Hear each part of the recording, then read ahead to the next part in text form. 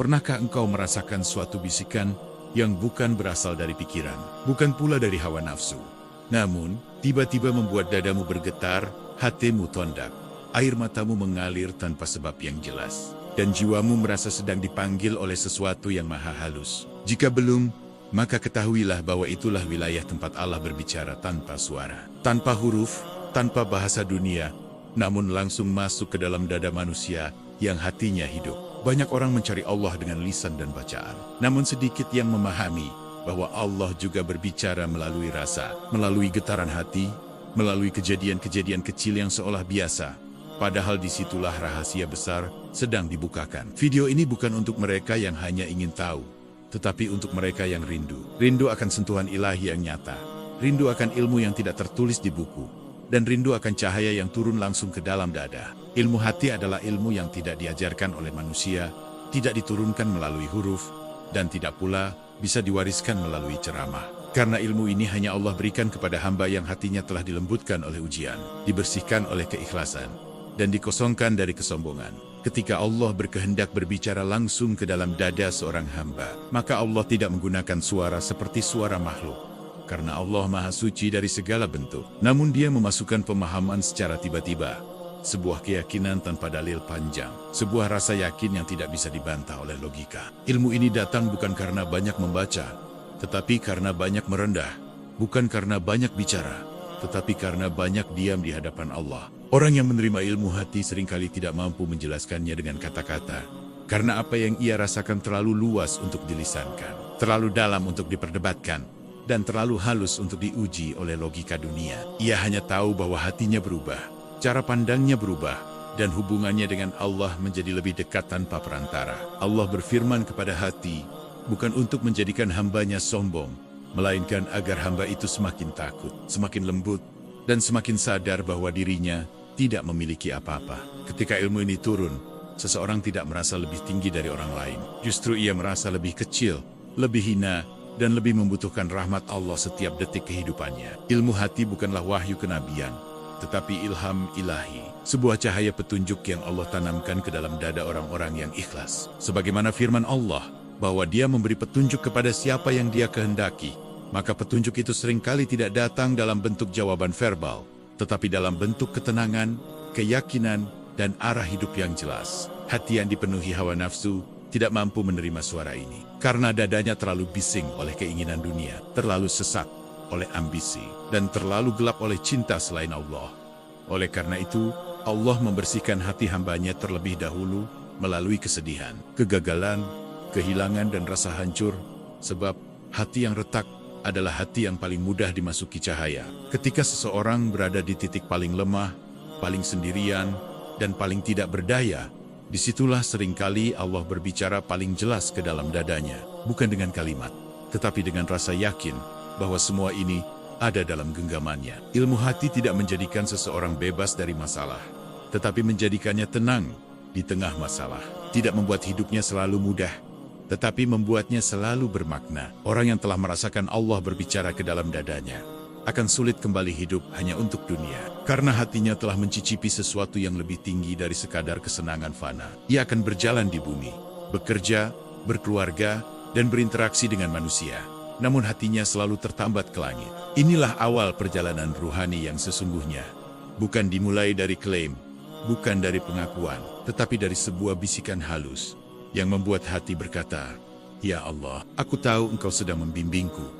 Ketika Allah mulai berbicara ke dalam dada seorang hamba, perubahan pertama yang terjadi bukanlah pada lisannya, bukan pula pada penampilannya, tetapi pada cara hatinya merespons kehidupan. Karena sesuatu yang dahulu membuatnya gelisah kini terasa ringan, dan sesuatu yang dahulu dikejar dengan nafsu kini terasa hambar. Ia mulai merasakan bahwa dunia ini seperti diperlambat, seolah Allah sedang memintanya untuk berhenti sejenak, merenung, dan mendengar sesuatu yang selama ini tertutup oleh hiruk-pikuk pikiran dan keinginan. Tanda pertama yang sangat halus adalah munculnya kepekaan batin, di mana hatinya mudah tersentuh oleh ayat Allah, oleh nasihat sederhana, bahkan oleh peristiwa kecil yang dulu dianggap biasa, namun kini terasa penuh makna dan pesan tersembunyi. Ia tidak lagi membaca ayat hanya dengan mata, tetapi dengan rasa, sehingga satu ayat bisa mengguncang dadanya lebih kuat daripada 1000 kata manusia. Ketika Allah berbicara ke dalam dada, seseorang mulai merasakan ketidaknyamanan terhadap dosa. Bahkan,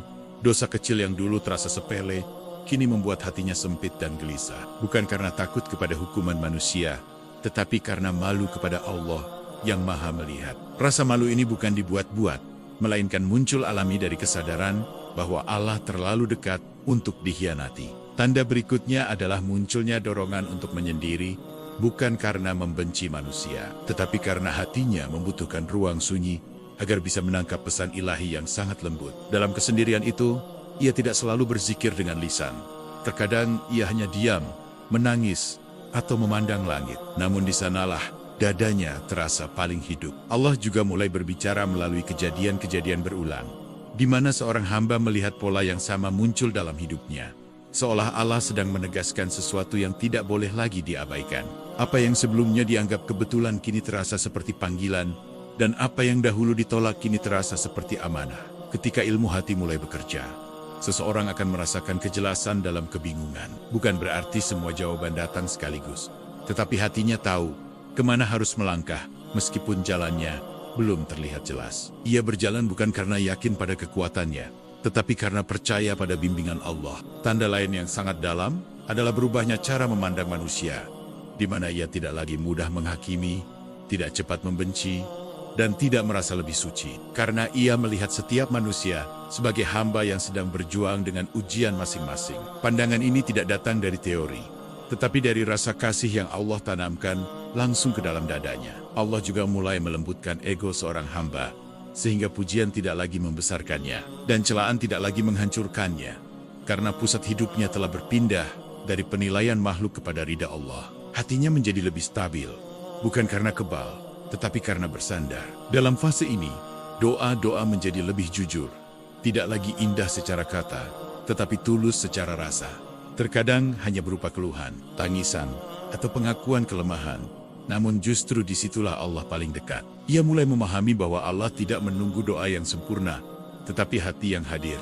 Ketika Allah berbicara ke dalam dada, seorang hamba juga diuji dengan kebingungan antara menyimpan dan menyampaikan. Karena apa yang ia rasakan terlalu suci untuk dipamerkan, namun terlalu berat untuk dipendam sendirian. Ia belajar diam, bukan karena takut, tetapi karena sadar bahwa tidak semua cahaya perlu diperlihatkan sebelum waktunya. Allah tidak memberikan ilmu hati untuk menjadikan hambanya sebagai orang yang terlihat hebat, melainkan agar ia menjadi orang yang kuat dalam memikul amanah hidup. Semakin dalam ilmu itu, semakin besar rasa tanggung jawab, dan semakin berat rasa takut jika sampai menyalahgunakannya. Pada titik ini, seorang hamba mulai menyadari bahwa Allah sedang mendidiknya secara langsung, tanpa kurikulum manusia, tanpa jadwal pasti, namun dengan pelajaran yang sangat nyata melalui kehidupan sehari-hari. Ia belajar dari sakit, dari kehilangan, dari kegagalan, dan dari kesunyian. Semuanya terasa seperti bahasa Allah yang sedang menjelaskan sesuatu tentang dirinya dan tentang Tuhannya. Ketika tanda-tanda ini muncul, seseorang tidak boleh tergesa-gesa mengklaim apapun, karena ilmu hati tumbuh dalam kerendahan dan akan mati jika disiram oleh kesombongan. Yang paling aman adalah memperbanyak syukur, menjaga adab, dan terus memohon agar Allah menuntun langkahnya dengan lembut. Inilah tanda-tanda awal ketika Allah mulai berbicara ke dalam dada seorang hamba, bukan sebagai anugerah yang harus dibanggakan, tetapi sebagai amanah yang harus dijaga dengan hati yang penuh takut dan cinta kepadanya. Sebelum Allah berbicara langsung ke dalam dada seorang hamba, Allah terlebih dahulu membersihkan tempat turunnya cahaya itu. Karena hati yang kotor tidak mampu menampung ilmu ilahi. Sebagaimana bejana yang retak tidak bisa menahan air yang jernih. Pembersihan ini jarang terasa nikmat, karena seringkali datang dalam bentuk yang menyakitkan, mengecewakan, dan melelahkan. Namun justru disitulah rahasia kasih sayang Allah sedang bekerja secara tersembunyi. Allah mulai mengikis satu persatu sandaran palsu yang selama ini dipegang oleh seorang hamba. Mulai dari manusia yang ia banggakan, harta yang ia andalkan, kedudukan yang ia pertahankan, hingga citra diri yang ia rawat dengan susah payah. Ketika semua itu mulai runtuh, hati merasa kosong, takut dan bingung. Padahal sesungguhnya Allah sedang membersihkan ruang agar hanya Dia yang tinggal di dalamnya. Proses ini seringkali membuat seseorang merasa sendirian, meskipun dikelilingi banyak orang. Merasa tidak dipahami, meskipun telah menjelaskan berkali-kali, karena Allah sedang memutus ketergantungannya dari makhluk, agar hatinya belajar bergantung langsung kepada Sang Pencipta. Kesendirian ini bukan hukuman, melainkan ruang sunyi yang Allah siapkan agar seorang hamba bisa mendengar suara yang selama ini tertutup oleh keramaian dunia. Dalam fase pembersihan, Allah juga menampakkan kelemahan diri seorang hamba dengan sangat jelas. Dosa-dosa lama teringat kembali, kesalahan kecil terasa besar, dan rasa malu kepada Allah semakin dalam. Bukan untuk menghancurkan, tetapi untuk merendahkan ego yang selama ini berdiri terlalu tinggi. Hati yang pernah merasa paling benar mulai belajar meminta maaf, dan hati yang pernah merasa kuat mulai belajar menangis. Allah membersihkan hati dengan cara menguji kesabaran, menunda doa, dan menghadapkan hamba pada situasi yang tidak bisa diselesaikan dengan logika atau kekuatan pribadi. Di titik inilah seorang hamba belajar berserah, bukan karena sudah mengerti, tetapi karena sudah tidak punya pilihan lain selain percaya kepada Allah. Seringkali Allah membiarkan hambanya jatuh ke titik paling lemah, agar ia berhenti mengandalkan dirinya sendiri, karena selama seseorang masih merasa mampu, selama itu pula pintu ilmu hati belum terbuka sepenuhnya. Ketika seseorang berkata dalam hatinya, "Ya Allah, aku benar-benar tidak tahu harus bagaimana." Disitulah awal dari percakapan ilahi yang sesungguhnya. Pembersihan hati juga terjadi melalui konflik batin, di mana seorang hamba dipertemukan dengan keinginan dunia dan panggilan akhirat secara bersamaan, hingga ia harus memilih dengan jujur apa yang benar-benar ia cintai. Pilihan ini tidak selalu mudah, dan seringkali membuat hati terasa perih. Namun setiap keputusan yang diambil karena Allah akan membersihkan hati sedikit demi sedikit. Allah tidak tergesa-gesa dalam membersihkan hati, karena Dia Maha mengetahui kapasitas setiap hamba, sehingga ujian datang sesuai ukuran. Meskipun terasa berat, namun tidak pernah melebihi kemampuan. Apa yang terasa terlalu lama sesungguhnya sedang menguatkan akar keikhlasan, agar tidak mudah roboh ketika cahaya ilmu mulai turun. Dalam fase ini, seorang hamba seringkali kehilangan selera terhadap hal-hal yang dulu ia cintai. Bukan karena haram, tetapi karena hatinya mulai mencari makna yang lebih dalam. Ia tidak lagi puas dengan rutinitas kosong, dan mulai gelisah jika hidupnya hanya diisi dengan hal-hal yang menjauhkan dari Allah. Allah juga membersihkan hati dengan mengajarkan adab terhadap takdir, adab terhadap manusia, dan adab terhadap ilmu. Sehingga seorang hamba belajar menerima tanpa membenci, menegur tanpa merendahkan, dan mengetahui tanpa merasa paling tahu. Adab inilah yang kelak menjadi penjaga ilmu hati, agar tidak berubah menjadi fitnah bagi diri sendiri. Di tengah pembersihan ini, terkadang Allah memberi jeda berupa ketenangan singkat, seolah memberi isyarat bahwa proses ini tidak sia-sia, bahwa cahaya itu benar-benar ada dan sedang mendekat. Namun jeda ini bukan tujuan, melainkan penguat agar seorang hamba sanggup melanjutkan perjalanan yang lebih dalam. Dan pada akhirnya, ketika hati mulai bersih dari tuntutan selain Allah, ketika ego mulai tunduk, dan ketika ketergantungan kepada makhluk mulai luruh, maka hati itu menjadi lapang, lembut, dan siap menerima bisikan ilahi. Dan di saat itulah, tanpa disadari, Allah mulai berbicara lebih jelas ke dalam dada, bukan sebagai suara, tetapi sebagai keyakinan yang menenangkan dan membimbing. Inilah proses pembersihan hati, jalan yang tidak banyak dipilih, karena jalannya sepi dan menuntut kejujuran. Namun bagi mereka yang bertahan, Allah menyiapkan ilmu yang tidak ternilai oleh dunia. Dalam perjalanan ilmu hati, ujian terbesar bukanlah tidak mendapatkan bisikan, melainkan salah memahami sumber bisikan. Karena tidak semua yang terasa kuat di dalam dada berasal dari Allah, dan tidak semua yang terasa meyakinkan membawa kebenaran. Oleh sebab itu, kemampuan membedakan bisikan Allah, dorongan nafsu, dan godaan setan adalah adab paling penting agar cahaya tidak berubah menjadi kegelapan. Bisikan yang berasal dari Allah selalu membawa ketenangan, meskipun isinya menegur, meskipun arahnya berat, dan meskipun jalannya penuh ujian. Karena kebenaran ilahi tidak pernah membuat hati gelisah berlebihan atau terburu-buru. Ketika Allah membimbing hati, hamba justru merasa lebih tunduk, lebih takut berbuat salah, dan lebih berhati-hati dalam melangkah, bukan merasa paling benar atau paling terpilih. Sebaliknya, bisikan nafsu biasanya datang dengan dorongan yang tergesa-gesa, penuh keinginan untuk segera diakui, ingin segera dilihat, dan ingin segera mendapatkan hasil. Karena nafsu tidak sabar menunggu waktu Allah. Apapun yang membuat seseorang merasa harus cepat membuktikan dirinya, cepat berbicara, atau cepat menonjolkan apa yang ia rasakan, patut dicurigai sebagai suara selain dari Allah. Bisikan Allah selalu selaras dengan syariat, tidak pernah menyuruh meninggalkan kewajiban, tidak pernah membenarkan dosa, dan tidak pernah meremehkan hukum-hukum Allah.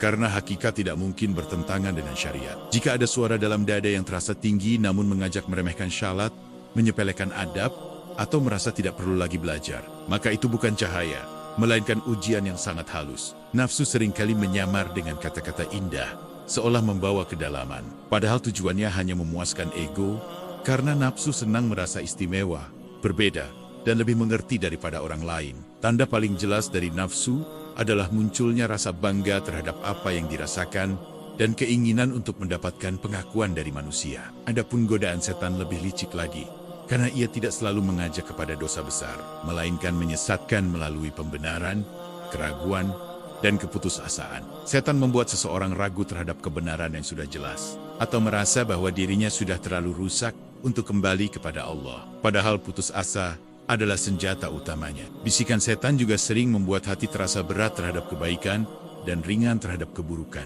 membuat ibadah terasa sia-sia, dan membuat doa terasa tidak akan dikabulkan. Jika suatu dorongan membuat seseorang menjauh dari harapan kepada Allah, maka itulah suara yang harus segera dilawan dengan istighfar dan kembali kepada zikir. Salah satu tanda kuat bahwa bisikan berasal dari Allah adalah semakin dalamnya rasa butuh kepadanya, bukan semakin percaya diri terhadap kemampuan diri sendiri. Hamba yang dibimbing Allah justru merasa semakin miskin, semakin lemah, dan semakin bergantung. Karena ia sadar bahwa semua geraknya bukan karena kekuatannya, tetapi karena pertolongan Allah. Bisikan Allah tidak pernah memaksa, tidak pernah menekan, dan tidak pernah menakut-nakuti secara berlebihan. Karena Allah Maha Lembut dalam membimbing hambanya. Jika sebuah dorongan membuat dada terasa tercekik, penuh tekanan, dan kehilangan kedamaian, maka itu bukan dari Allah, meskipun dibungkus dengan niat baik. Allah juga selalu mengiringi bimbingannya dengan adab, yaitu keinginan untuk bertanya kepada orang berilmu, keinginan untuk menimbang dengan Al-Quran dan Sunnah, serta keinginan untuk tidak melangkah sendirian. Ilmu hati yang benar tidak menjauhkan seseorang dari ulama dan nasihat, justru membuatnya semakin rendah hati untuk belajar. Orang yang benar-benar dibimbing Allah akan lebih banyak diam daripada berbicara, lebih banyak menjaga daripada mengklaim, dan lebih sibuk memperbaiki diri daripada menilai orang lain. Ia takut salah memahami, takut tergelincir, dan takut membawa dirinya pada fitnah batin yang halus. Karena itu, setiap kali sebuah bisikan datang, seorang hamba yang bijak akan bertanya dalam hatinya, apakah ini mendekatkanku kepada Allah, atau justru kepada diriku sendiri? Apakah ini membuatku lebih taat, atau justru merasa tidak perlu lagi taat? Jika jawaban-jawaban itu mengarah pada kerendahan, ketaatan, dan kasih, maka itulah cahaya yang patut disyukuri. Namun jika mengarah pada kesombongan, pembenaran, dan pemisahan diri dari jamaah kaum beriman, maka itulah ujian yang harus segera disadari. Inilah kehati-hatian yang wajib dimiliki oleh siapapun yang berjalan di jalan ilmu hati. Karena jalan ini halus, dalam, dan penuh persimpangan, dan hanya adab serta kejujuran yang dapat menjaganya tetap lurus. Ilmu hati bukanlah sesuatu yang sekali datang lalu menetap selamanya, karena ia seperti cahaya lembut yang bisa menguat jika dijaga, namun bisa meredup bahkan hilang jika diabaikan, disombongkan, atau digunakan tanpa adab. Banyak orang mengira bahwa setelah merasakan kedekatan dengan Allah, maka perjalanan telah selesai. Padahal justru disitulah ujian yang lebih halus dimulai. Cara pertama menjaga ilmu hati adalah dengan menjaga keikhlasan secara terus-menerus. Karena keikhlasan bukan keadaan tetap, melainkan perjuangan harian yang harus diperbarui setiap saat. Hati yang mulai menikmati rasa dipuji, diikuti, atau dianggap istimewa, perlahan akan kehilangan kejernihannya. Karena cahaya ilahi tidak tinggal di hati yang menyukai sanjungan. Ilmu hati hanya akan bertahan di dada yang selalu merasa membutuhkan Allah, bukan di hati yang merasa telah sampai. Setiap kali seseorang merasa sudah mengerti, disitulah hijab mulai turun. Dan setiap kali ia merasa aku masih bodoh dan lemah, disitulah cahaya kembali dikuatkan. Menjaga ilmu hati juga berarti menjaga ibadah yang paling dasar, karena banyak orang tergelincir bukan karena meninggalkan kebenaran besar, tetapi karena meremehkan kewajiban kecil. Salat yang dijaga, zikir yang dirawat, dan adab yang ditegakkan adalah pagar-pagar halus yang menjaga cahaya tetap hidup. Ilmu hati tidak pernah menggugurkan kewajiban lahir, justru memperhalusnya dengan kehadiran batin. Jika suatu rasa membuat seseorang malas beribadah, menunda syalat, atau meremehkan sunnah Nabi, maka rasa itu perlu ditinjau ulang dengan jujur. Cara menjaga berikutnya adalah dengan memperbanyak istighfar. Karena istighfar adalah pembersih karat yang menempel di hati tanpa disadari. Bahkan, para wali Allah pun memperbanyak istighfar, bukan karena mereka penuh dosa besar, tetapi karena mereka sangat peka terhadap noda batin yang sangat halus. Ilmu hati juga harus dijaga dengan diam yang bijak, karena tidak semua yang dirasakan harus disampaikan, dan tidak semua cahaya harus dipertontonkan. Banyak cahaya padam bukan karena disalahgunakan, tetapi karena terlalu cepat dibuka kepada orang yang belum siap menerimanya. Allah tidak memberi ilmu hati agar hambanya menjadi pusat perhatian, melainkan agar ia menjadi penjaga amanah. Diam dalam hal ini bukan berarti menutup kebenaran, tetapi menunggu waktu dan tempat yang tepat dengan niat yang lurus. Menjaga ilmu hati juga berarti tetap mau dinasihati, bahkan oleh orang yang secara lahir terlihat lebih sederhana. Ketika seseorang mulai menolak nasihat hanya karena merasa sudah tahu, maka itu tanda bahwa hijab mulai turun tanpa disadari. Ilmu hati tumbuh subur di hati yang lembut terhadap manusia, karena kekerasan hati adalah musuh utama cahaya.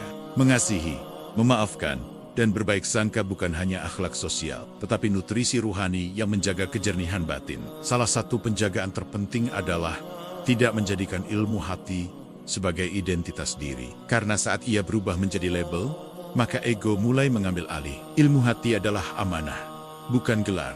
Dan amanah harus dipikul dengan rasa takut, bukan dengan kebanggaan. Allah terkadang sengaja menarik rasa manis dari ilmu hati, bukan sebagai hukuman, tetapi sebagai ujian kesetiaan. Apakah seorang hamba tetap taat meskipun rasa itu tidak hadir, atau hanya setia ketika hatinya dimanjakan oleh kelezatan ruhani? Hamba yang tulus akan tetap berjalan meskipun kering, tetap beribadah meskipun sepi, dan tetap berserah meskipun tidak merasakan apa-apa. Justru dalam fase inilah kematangan ruhani sedang dibentuk secara diam-diam. Ilmu hati yang dijaga dengan adab akan menumbuhkan ketenangan yang stabil, bukan euforia sesaat. Ia tidak membuat hidup bebas dari ujian, tetapi membuat jiwa kokoh dalam menghadapi apapun yang Allah tetapkan. Inilah cara menjaga ilmu hati agar tetap menyala, tetap lurus, dan tetap menjadi rahmat, bukan fitnah, hingga akhir perjalanan hidup seorang hamba. Buah dari ilmu hati bukanlah kemampuan melihat hal-hal luar biasa, bukan pula keistimewaan yang membuat seseorang berbeda di mata manusia, melainkan hidup yang senantiasa merasa berada dalam pengawasan dan kasih sayang Allah. Ketika ilmu ini benar-benar berakar, seorang hamba tidak lagi bertanya apakah Allah dekat atau jauh, karena setiap tarikan napas terasa berada dalam genggamannya. Hidup dalam kehadiran Allah membuat seseorang tidak mudah goyah oleh keadaan, karena hatinya tidak lagi bergantung pada apa yang berubah, tetapi pada Zat yang Maha Tetap. Ia menerima senang dan susah sebagai bahasa Allah yang sama-sama mendidik, bukan sebagai tanda dicintai atau dibenci. Orang yang hidup dengan ilmu hati menjalani hari-harinya dengan kesadaran, bukan sekadar rutinitas. Ia bekerja bukan hanya untuk dunia, tetapi sebagai bentuk amanah. Ia berinteraksi dengan manusia bukan sekadar sosial, tetapi sebagai ladang akhlak. Dan ia beribadah bukan sekadar kewajiban, tetapi sebagai perjumpaan. Buah ilmu hati menjadikan seorang hamba ringan, memaafkan, karena ia sadar bahwa dirinya pun hidup oleh ampunan Allah.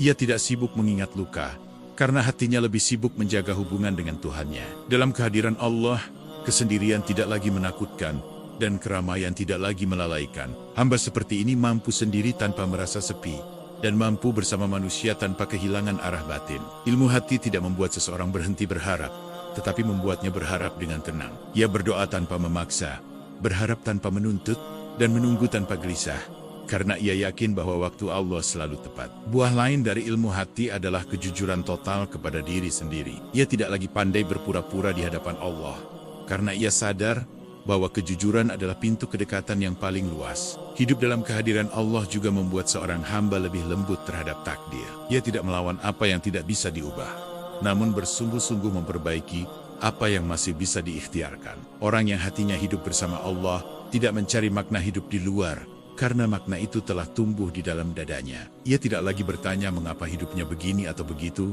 karena ia tahu bahwa setiap jalan yang Allah pilihkan mengandung pelajaran yang spesifik untuk jiwanya. Ilmu hati membuat kematian tidak lagi menakutkan, meskipun tetap disegani. Bukan karena merasa siap, tetapi karena percaya bahwa ia akan kembali kepada Zat yang selama ini ia cintai dalam diam. Pada tahap ini, seorang hamba tidak lagi sibuk membuktikan apapun kepada manusia. Cukup baginya jika Allah mengetahui isi hatinya, karena pengetahuan Allah lebih menenangkan daripada seluruh pengakuan dunia. Buah tertinggi dari ilmu hati adalah ketentraman yang tidak bergantung pada keadaan. Tenang saat diberi, tenang saat diambil, tenang saat dipuji, dan tenang saat diuji.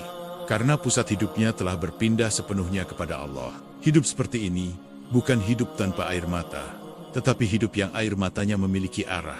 Tangisan bukan lagi tanda keputusasaan, melainkan bahasa kerinduan. Dan pada akhirnya, ilmu hati mengantar seorang hamba pada kesadaran sederhana namun agung, bahwa seluruh hidup ini hanyalah perjalanan kembali dari ego menuju hamba, kembali dari kesibukan menuju kehadiran, dan kembali dari diri menuju Allah.